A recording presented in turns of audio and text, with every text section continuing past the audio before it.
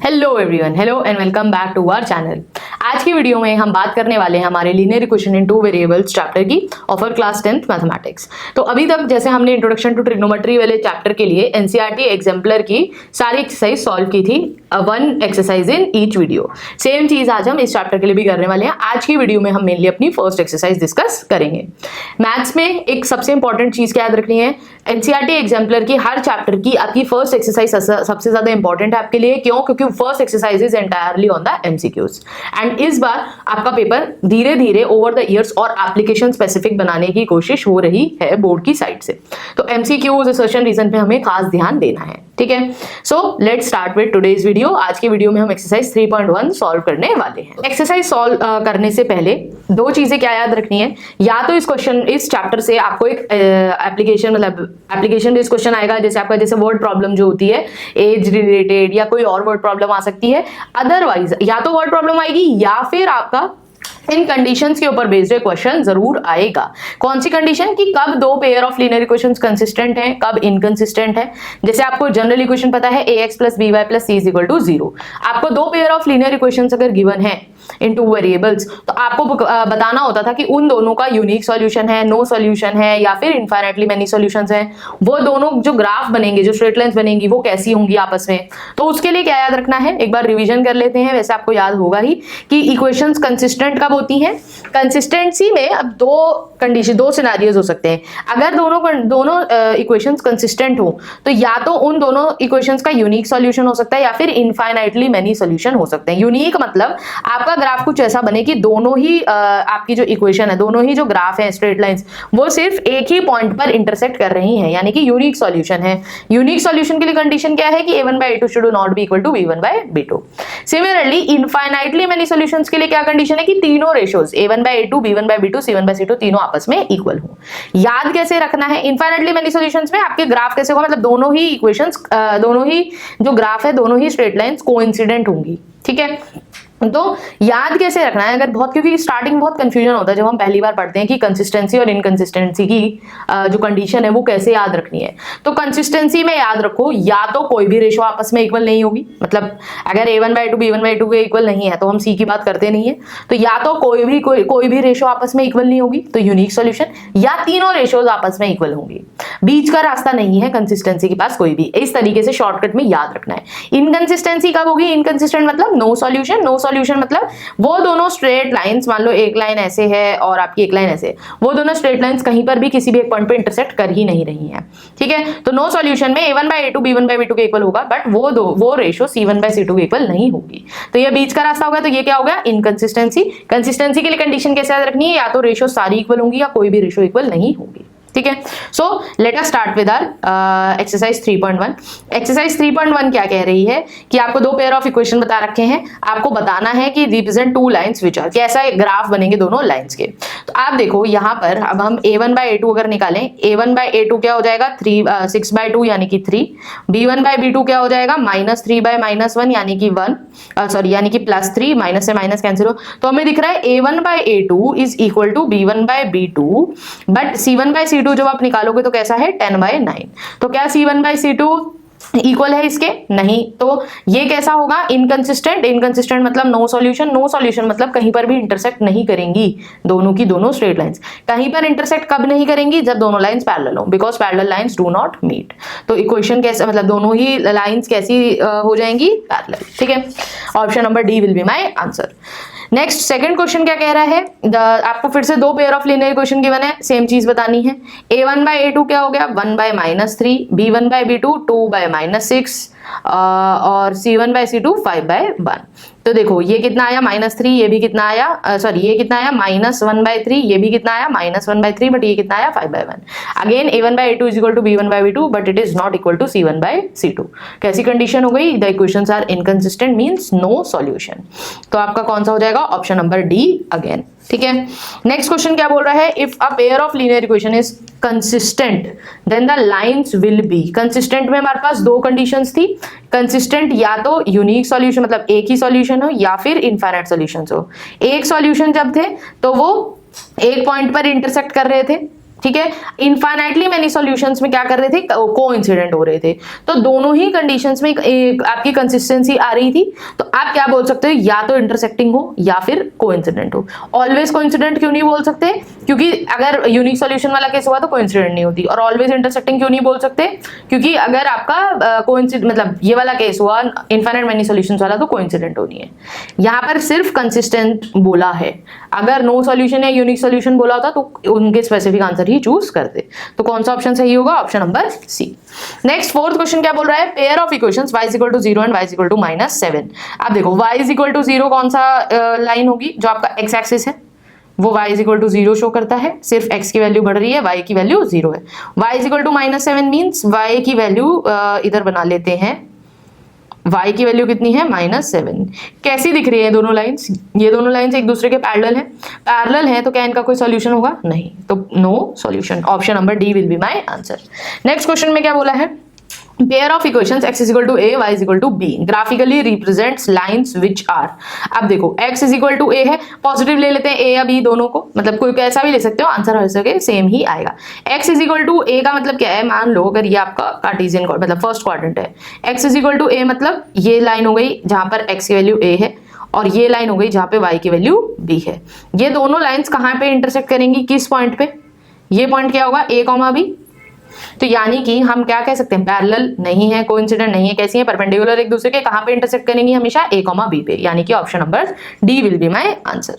Next question में क्या बोला है, for what value of k do the equations 3x - y + 8 and this represent coincident lines. Coincident line मतलब कितने solution होते हैं, इनफाइनाइट सॉल्यूशंस के लिए कंडीशन क्या थी, तीनों रेशो आपस में इक्वल होनी चाहिए, मतलब 3/6 is equal to -1/-k is equal to, अब ये याद रखना है 8/-16 नहीं कर देना है, क्यों, क्योंकि इज इक्वल टू साइन है बीच में, तो आप जब 16 को इधर लेके आओगे तो प्लस हो जाएगा, तो 8/16, ठीक है। तो कुछ भी यूज कर सकते हो, ये भी 2 आ रहा है, ये भी 2 आ रहा है, तो ये माइनस से माइनस करना है, यानी कि k कितना आना चाहिए, 2, ठीक है। आप देखो अभी तक जितने भी क्वेश्चंस करे हैं सारे के सारे उन तीनों मतलब कंसिस्टेंट और इनकंसिस्टेंसी वाली कंडीशन के ऊपर ही बेस्ड है। तो क्वेश्चन या तो सिर्फ और सिर्फ इनसे आएगा या फिर वर्ड प्रॉब्लम आनी है। ये मैं इनफैक्ट ऑप्शन भी नहीं होना चाहिए बीच में, और भी नहीं बोलना चाहिए, क्योंकि यही दोनों से क्वेश्चन आएगा, ठीक है। तो आपका ऑप्शन सी हो गया 6th क्वेश्चन का आंसर। 7th क्वेश्चन क्या बोल रहा है, if the lines given by, 2 line दे रखी हैं, are parallel, parallel means no solution, no solution means inconsistent, inconsistent means a1/a2 is equal to b1/b2 not equal to c1/c2। k की value बतानी है, a1 क्या है 3, a2 क्या है 2, b1 क्या है 2k और b2 क्या है 5, which is not equal to c1/c2।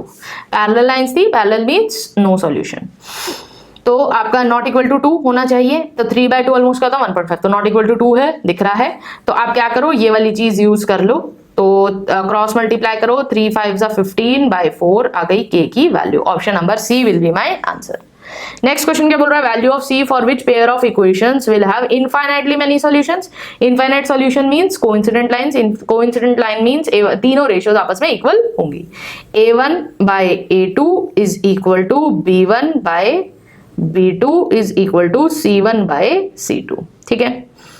Infinitely many solutions. तो आपको क्या लग रहा है कि कोई भी ऐसी वैल्यू आ पाएगी, क्यों नहीं आ पाएगी वैल्यू सी की। अब देखो यहाँ पे ये कंडीशन वैलिड हो गई, ये आ गया आपका 1/2, 1/2 क्या 3 क्या 2/3 के इक्वल होता है कभी भी नहीं। सी की आप कोई भी वैल्यू रख लो, सी तो इधर है ना c/6, सी की आप कोई भी वैल्यू रख लो, बट क्या सी की कोई भी वैल्यू 1/2 को 2/3 के इक्वल ला पाएगी, नहीं ला पाएगी।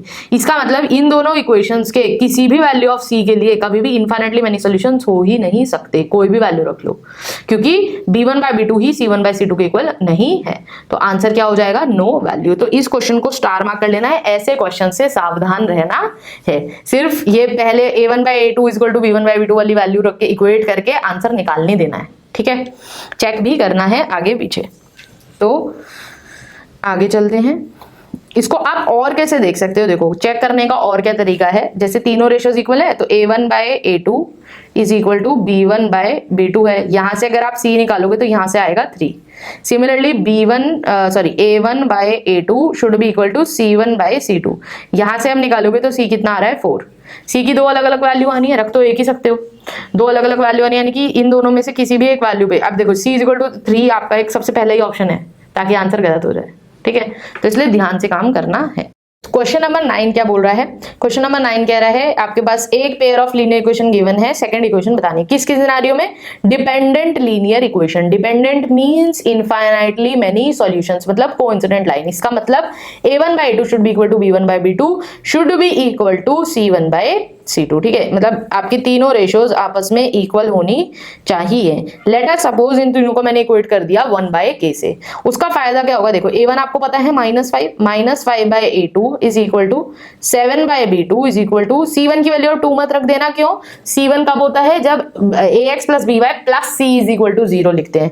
ये दूसरी साइड लिखा तो -2 हो जाएगा, तो c1 की value -2/c2 is equal to 1/k। यहां से हम क्या लिख सकते हैं? a2 is equal to -5k, b2 is equal to 7k and c2 is equal to -2k। Equation क्या बनी है? -5kx plus 7ky -2k is equal to 0। अब देखो मेरे पास क्या है? 5, 7 और 2। क्वेश्चन में क्या दिख रहा है? ऑप्शंस में 10, 14 और 4। तो k कोई भी कांस्टेंट है तो k की वैल्यू लेट सपोज अभी के लिए ले लो 2। k की वैल्यू 2 रखोगे तो इक्वेशन क्या बनेगी? -10x plus 14y -4 is equal to 0। कोई ऐसा ऑप्शन दिख रहा है क्या? ऐसा ऑप्शन, एक ऑप्शन दिख रहा है, देखो ऑप्शन नंबर डी। क्यों? 10x minus 14y is equal to 4, ठीक है, अच्छा इज इक्वल टू -4, सॉरी। तो option number D will be my answer, ठीक है। नेक्स्ट क्वेश्चन देखते हैं। नेक्स्ट क्वेश्चन क्या बोल रहा है? Pair of linear equations which has a unique solution. Unique solution मतलब, और सॉल्यूशन बता रखा है क्या कि 2 और -3। यूनिक सॉल्यूशन का मतलब क्या है कि वो दोनों ही लाइंस 2, -3 से पास करनी चाहिए, ठीक है। तो x की जगह 2 रखो, 2 - 3 इज इक्वल टू -1 आ रहा है, ठीक है। इधर रखो 2 2 ज़ा 4, 4 माइनस माइनस प्लस हो जाएगा 9, तो 9 + 4 तो 13 होता है। यहाँ पे -5 लिखा है तो ये ऑप्शन गलत है। यहाँ पे सब्स्टिट्यूट करो 2 2 ज़ा 4 प्लस 3, ये भी गलत है, 1 लिखा है। यहाँ पे रखो 2 2 ज़ा 4, 4 - 5 3 ज़ा 15, ये भी गलत है। सॉरी ये आ जाएगा आपका 15 - 4 -11, ये पहली इक्वेशन सही है। नेक्स्ट इक्वेशन क्या बोल रही है? 4 2 ज़ा 8 -10 3 ज़ा 30 इज इक्वल टू -22, ये भी सही है। तो option number B will be my answer. फिर भी सेफर साइड के लिए, सेफ्टी के लिए option number D last option भी आपको चेक करना है, ठीक है। नेक्स्ट क्वेश्चन देखते हैं। If x is equal to a, y is equal to b is the solution of the equation, मतलब आपका a, b इन दोनों इक्वेशंस का एक सॉल्यूशन है, तो आपको a और b की वैल्यू बतानी है। अगर a और b इनके सॉल्यूशन है मतलब a और b पे इक्वेशन होल्ड करेगी, इक्वेशन कंसिस्टेंट रहेगी। तो x की जगह a को तो पहली इक्वेशन क्या रहेगी? a - b = 2, दूसरी इक्वेशन क्या है? a + b = 4। दोनों इक्वेशंस को ऐड करो तो 2a = 6, a कितना आया? 3। a की वैल्यू 3 फर्स्ट इक्वेशन में पुट करो तो 3 - b = 2, तो b कितना आया? 3 - 2 1। तो a की वैल्यू 3, b की वैल्यू 1, तो 3 and 1 will be my answer, option number C. Next question क्या बोल रहा है? Aruna has only ₹1 and ₹2 coins with her if total number of coins that she has is 50, amount of money is 75।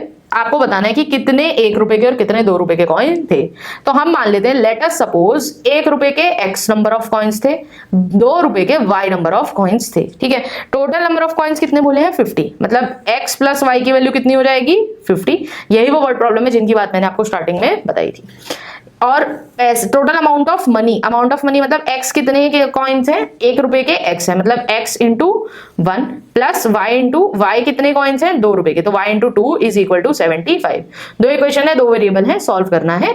x + y = 50, second equation क्या बनेगी? x + 2y = 75। Easily क्या करो, first equation को यहां से सब्ट्रैक्ट कर दो, तो -x - y -50, तो -x से +x कैंसिल हुआ, ये आया y = 25, x = also 25। तो option number D will be my answer.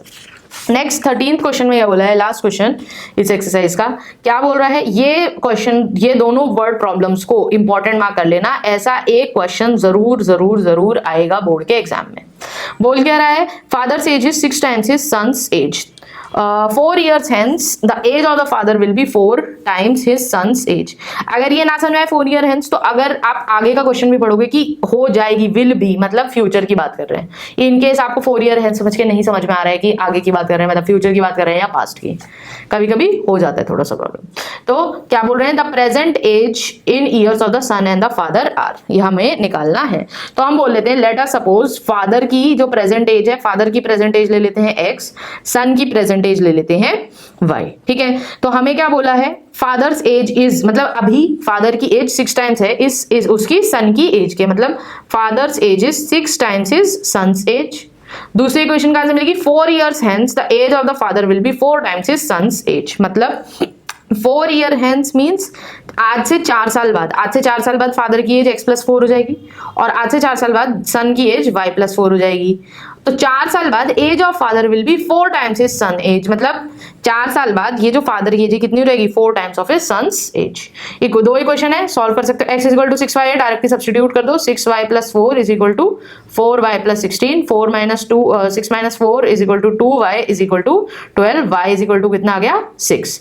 x similarly कितना आ गया 6 × y, 6 × 6 36, यानी कि फादर की प्रेजेंटेज कितनी है 36 और सन की प्रेजेंटेज कितनी है 6। तो 6 and 36, option number C will be my. So this is all about this video. आज की वीडियो में हमने 13 क्वेश्चंस किए हैं, जिसमें मेनली 2 ही टाइप के क्वेश्चन थे। एक तो हमारी वर्ड प्रॉब्लम जो लास्ट 2 क्वेश्चंस हमने करे, एंड हमारी कंसिस्टेंसी एंड इनकंसिस्टेंट वाली कंडीशन के ऊपर बेस्ड क्वेश्चंस। ये एक्सरसाइज सबसे ज्यादा इंपॉर्टेंट है, इसी टाइप के क्वेश्चन बोर्ड एग्जाम में आने वाले हैं। If you found this video helpful, then do like, share and subscribe to our channel. Thank you so much for watching the video.